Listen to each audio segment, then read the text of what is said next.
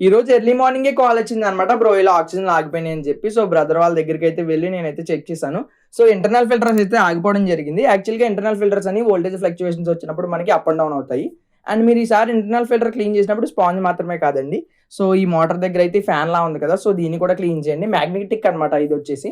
Clean చేస్తే మీకు ఇలాంటివి లాంగ్ లాస్టింగ్ వచ్చే ఛాన్సెస్ ఎక్కువ ఉంటాయి. ప్రెజెంట్ ఇదైతే స్ట్రక్ అయిపోతుంది అనమాట. అందుకే రిస్క్ ఎక్కువ ఉంటదని చెప్పి నేనైతే 2 వే ఎయిర్ పంప్ సజెస్ట్ చేశాను. సో, బ్రదర్ వాళ్ళకి ఫిల్టరేషన్ ఆల్రెడీ ఉందన్నమాట. ఈ ఆక్సిజన్ సెటప్ చేసేసి మన ఫార్మ్‌కి వచ్చేసాను. ఎందుకంటే డాఫ్నియా టబ్ అయితే చాలా డస్టీగా అయిపోయింది.